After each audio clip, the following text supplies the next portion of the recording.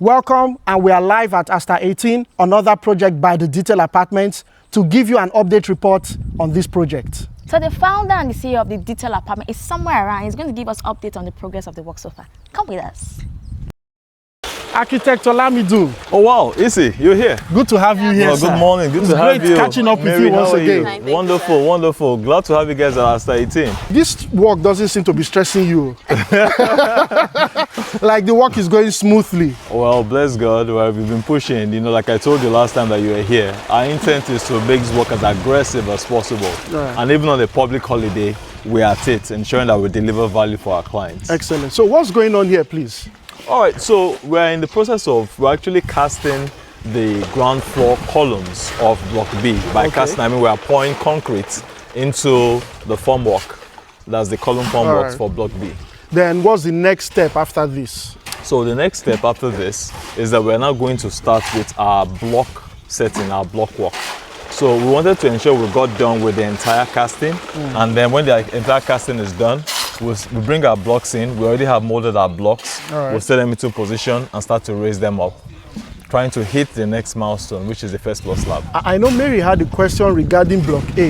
Yes. I was saying that the last time we were here, we only had done the first floor slab, and right now we're seeing the block work done and even the beams being casted. Tell us, how fast has this process been? Well, so I said between the last time that you came, when we had just casted the first floor slab of Block A, and to date is, I would say, roughly 3 to 4 weeks thereabout, which is very aggressive work, considering the fact that the roof beam of Block A has been completely casted.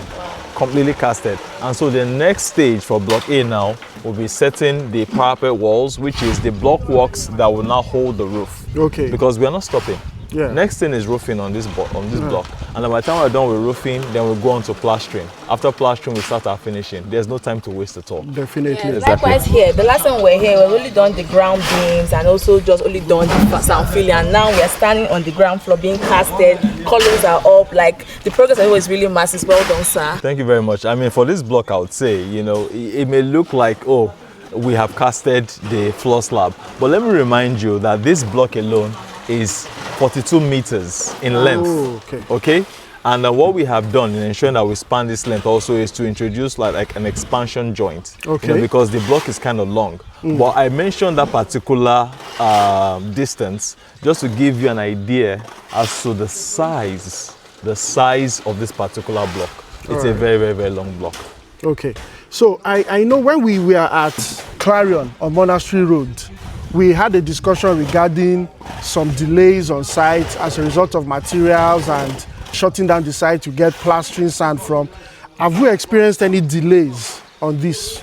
No, so there hasn't been any delays, right? Because the milestone that involves the use of that critical input, plaster sand, you know, like I referred to our client terraces, we haven't gotten to that stage yet. But to mitigate those delays for this project, we have our plans in place to ensure that we stockpile our plaster sand, right? So as to prevent those kind of delays in the future. All right, for our subscribers that are seeing the massive progress of this work, tell them how many units are left so that they will know that, it's really running out. Well, we have gotten very good reception, you know, of our units here. I'll tell you for free, you know, when we came here, and if you can make reference to the videos, you know, that we shot very early on, this area was largely undeveloped. I'll come to your question about the number of units left. But what I want to emphasize is that when development starts, particularly for a company that has seen the potential of an emerging area, remember we had a discussion about our way of delivering value is identifying areas that have that potential to do very well. Exactly. So we go in before everybody is able to identify that particular area, and then we deliver value. Then development starts to come around. If we fly the drone and you see what's going on around here now, you'll notice a lot of improvements with the infrastructure. A culvert is being done at the entrance of the estate leading to this particular place. We also have a road that has been prepared in front of our estate here. You know, we have something to do with that as well. And then people around this neighborhood now are starting to come to develop their own plots. I noticed because before we came in, I had a look there. I saw that the road on this close has been completely done. And I'm seeing people trying to start off their own development.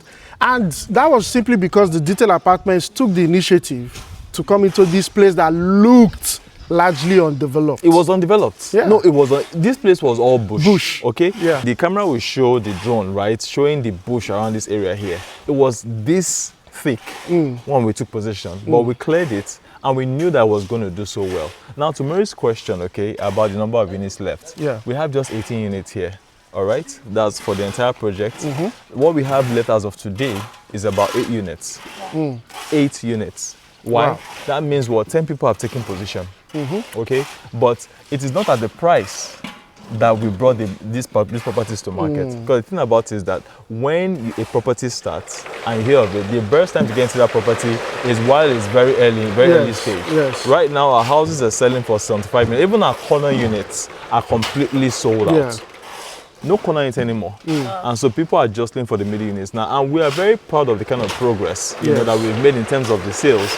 And it's a testament to the work that we are doing and the value that we bring in ensuring that we are consistent with work, we are relentless in bringing all the properties to market. I want to also talk about the kind of foundation they're using. You know that this area is a very sand-filled area and we are prone to flood.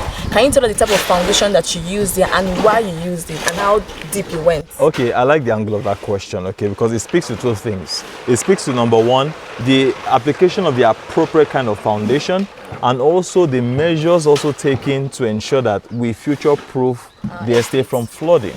Now, coming to the kind of foundation, we employed a rough foundation, but that wasn't just because we decided to do so.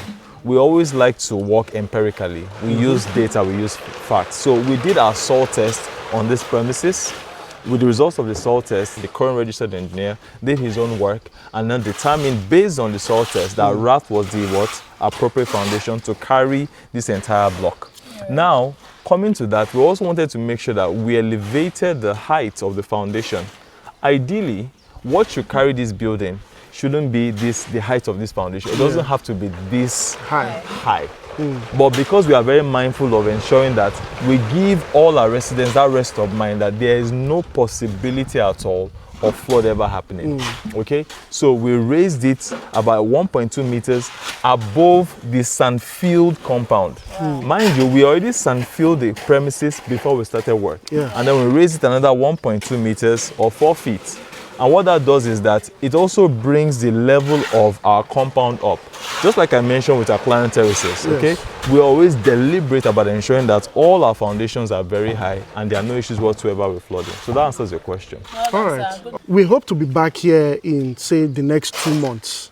What kind of progress should we expect to see? In 2 months, the way you see Block A right now, you see Block B in that manner. Okay. Block A would have been roofed in that time and would have started internal works in Block A in 2 months. Well, with any measure of progress, you know, as we are anticipating, we also would have started Block C. So Block C is to our far right over there. And then we should have started in another 2 months. Remember, this entire project is an 18-month project. And we started when? Sometime in December or maybe November.